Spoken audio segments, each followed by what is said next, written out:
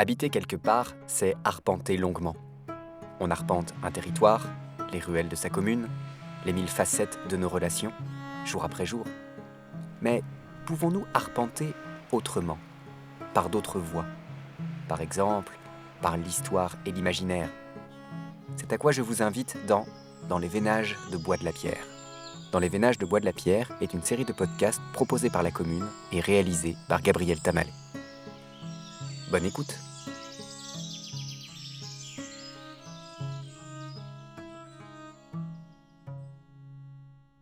Épisode 5. L'heure a sonné.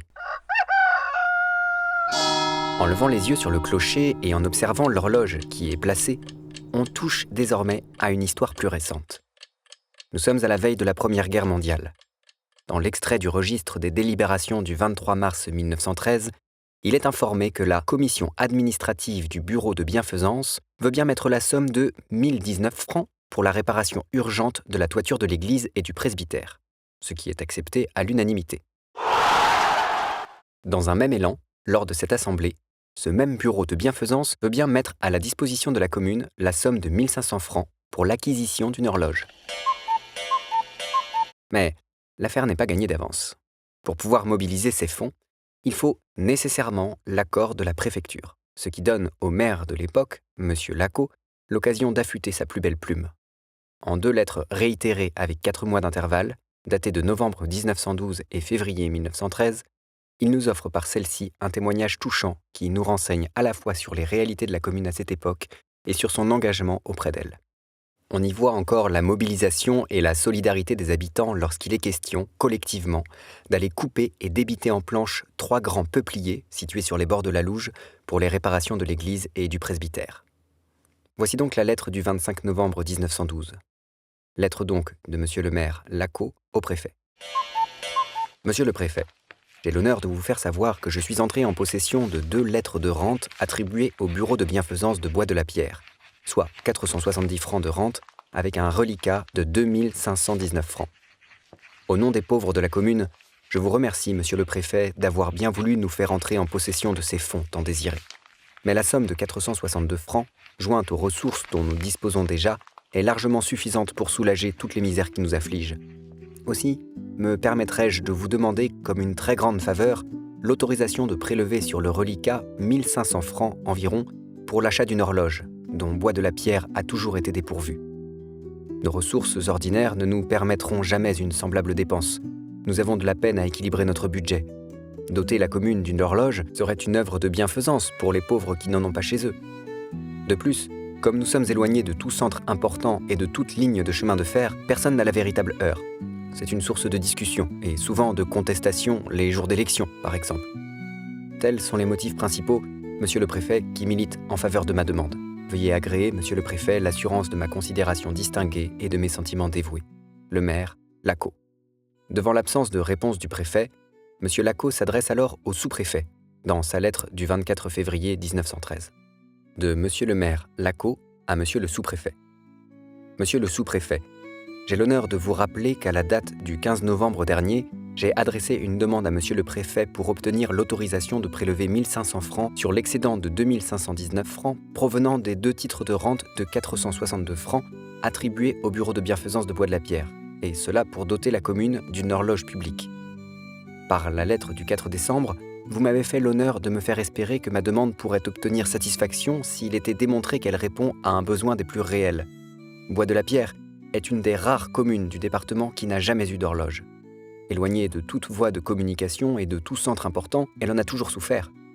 Je disais dans ma lettre du 29 novembre que doter la commune d'une horloge pouvait être considéré comme une œuvre de bienfaisance, attendu que les pauvres n'en ont pas chez eux.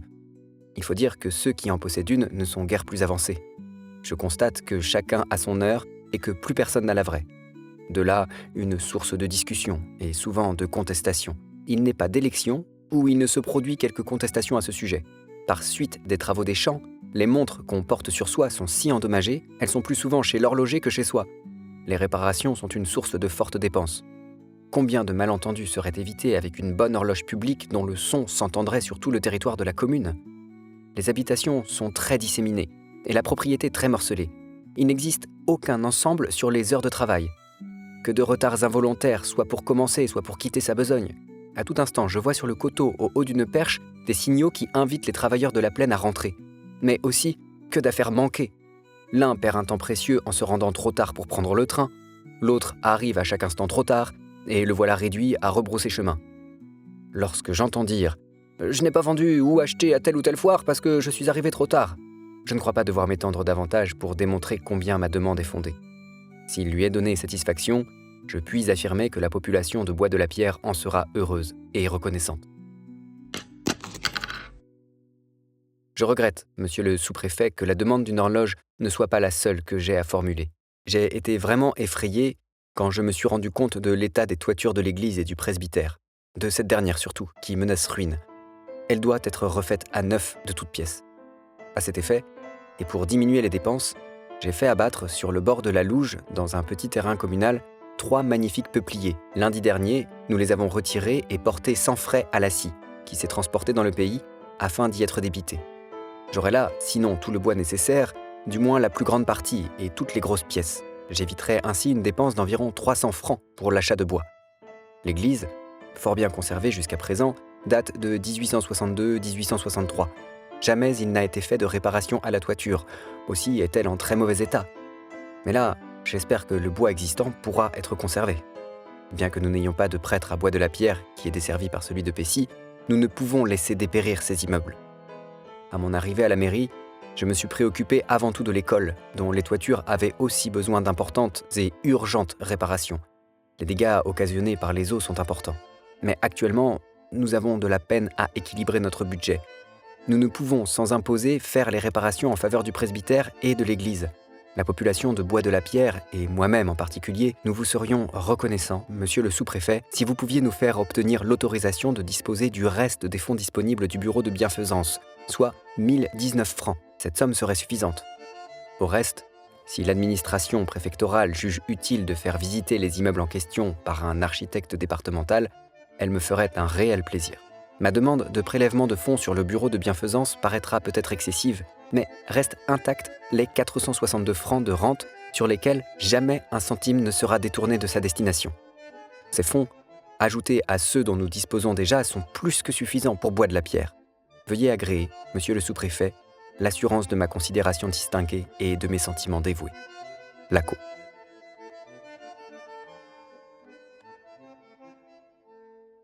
L'accord étant finalement donné, c'est Bernard Dupièche, charpentier à Bois-de-la-Pierre, qui est en charge de la réparation de la toiture du presbytère, 193 mètres carrés tout de même, et de celle de l'église, 325 mètres carrés. Quant à la fabrication de l'horloge, c'est monsieur Dulon, horloger à Carbone, qui s'engage à fournir et installer au clocher de l'église de Bois-de-la-Pierre une horloge neuve avec tous les accessoires et garanties pour 10 années contre tout arrêt qui proviendrait des défauts de fabrication à l'installation. Dans les archives, il est formidable de lire et de comparer les devis transmis, de retrouver une charte graphique belle époque et d'admirer enfin la précision toute horlogère qui présente les mécanismes et cahiers des charges des différentes entreprises sollicitées pour cette commande. Sur le traité de gré à gré, entièrement manuscrit et souscrit entre M. Lacau, alors maire de la commune, et M. Doulon, on peut ainsi, par la voie de l'écrit, grimper d'une dizaine de mètres, aller jusqu'au clocher et plonger dans les détails du mécanisme. Cette horloge aura 2 corps de rouage, dont un pour le mouvement des aiguilles, marchant 8 jours, et un deuxième corps de rouage pour la sonnerie, marchant également 8 jours, pour un remontage sonnant les heures, les répétitions et les demi sur la cloche existante par roue première de sonnerie de 33 cm de diamètre. La cage, ou bâtie du mécanisme, sera composée de 2 barres de fer cornières bien dressées, assemblées par de forts boulons à des traverses en fonte ornées. Les platines en fonte seront à nervures pour filer de solidité et seront aussi que le bâti et les traverses noires avec ornements, nervures et filets bronzés. Toutes les roues seront en bronze dur de première qualité à 5 bras et épaisses sur les dents du 10e environ de leur diamètre respectif. Elles seront fixées sur leurs axes par des écrous à 6 faces tournées et polies. Leur denture aussi, que celle des pignons, sera calculée de manière à obtenir le moins de frottement possible et le maximum de solidité. Les arbres des nouvelles roues premières seront en acier. Les tambours pour enrouler les câbles en airain poli d'une forte épaisseur. Les pignons et les pivots seront d'acier trempé et poli. Les pivots rouleront dans des grains en bronze dur fixés par des vis aux platines et aux barres afin de fermer parfaitement le démontage de chaque mobile. Le mouvement sera muni d'un ressort auxiliaire pour entretenir la marche de l'horloge pendant le remontage des poids moteurs. L'échappement sera à cheville, la suspension à double ressort avec garde-ressort, la fourchette à vis de rappel articulé et à ressort afin de neutraliser les chocs accidentels sur les chevilles de la roue d'échappement. Le balancier se composera d'une lentille lourde et d'une tige en acier rond et battue à la seconde. Un petit cadran d'émail fixé à l'horloge et indiquant les heures et les minutes permettra facilement la remise à l'heure du cadran extérieur. Ce cadran sera en cuivre rouge émaillé au four, fond blanc, heures et minutes noires en 13 pièces interchangeables montées sur un châssis en fer à T et protégé par une forte lunette formant moulure en fonderie. Le volant de sonnerie sera à aile mobile pour pouvoir régler à volonté la vitesse de la sonnerie. Il sera à double encliquetage pour plus de solidité. La levée du marteau se fera au moyen de dents d'acier fondues trempées, modèle d'Obey Cadet, système supérieur à tout autre pour sa solidité, sa durée et la bonne levée donnée au marteau. Les fonctions de sonnerie seront à crémaillère, système indécomptable.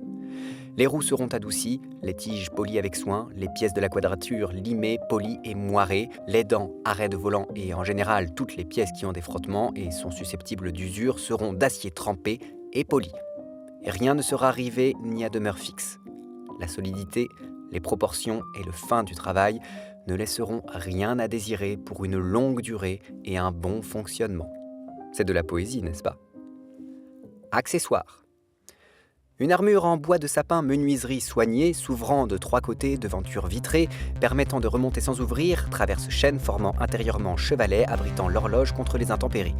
2 boulons pôles et 4 pattes équerres pour sceller l'armoire au plancher du local contenant l'horloge. Un cadran en cuivre rouge émaillé de 1,20 m de diamètre, 4 boulons fer forgé pour fixer le cadran sur la façade, une minuterie dont les rouages sont bronze dur de 11 pouces environ avec une paire d'aiguilles d'acier poli, un remontoir d'angle avec roue en bronze dur de 8 pouces de diamètre équilibré intérieurement et émaillé noir visible à distance, un remontoir de transmission composé de triples 2 paires de minuterie, acier souple pour dilater, un galet pour la transmission horizontale, des triples 20 mètres cordes métalliques en fil de fer galvanisé pour horlogerie, environ 20 mètres pour la sonnerie et 10 mètres pour le mouvement et 6 poulies de 8 contrepoids de diamètre modèle d'horlogerie, forge et bauche pour le montagne des cordes, des poids de moteur, marteau lourd donnant le maximum de sonorité, une équerre pour transmettre le tirage au marteau et une demi-tour de sonnerie, un tendeur à vis de rappel pour régler le tirage au marteau suivant la température, les frais de maçonnerie et d'échafaudage, les emballages de l'horloge et de tous les accessoires ainsi que le transport de la fourniture à Paris de la pierre et des frais de voyage des ouvriers monteurs ainsi que les frais de timbre et enregistrement du traité sont à la charge du fournisseur. Article 3. La commune s'engage à faire remonter l'horloge tous les 8 jours et à l'entretenir convenablement à ses frais dans le meilleur état de propreté. Le tout sera rendu pour la somme de 1500 francs, payable franchise 8 jours après installation. Fait à Carbone le 11 mars 1913, vu et approuvé par le fournisseur, vu et approuvé par le maire.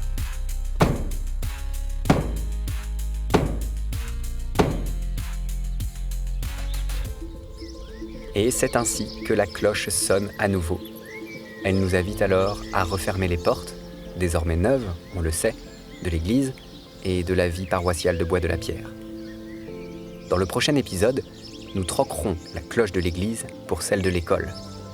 Alors, à vos frondes et à vos cahiers, découvrir cette histoire, telle sera notre récréation.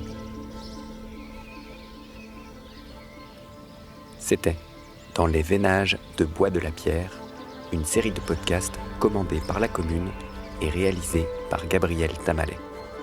À bientôt.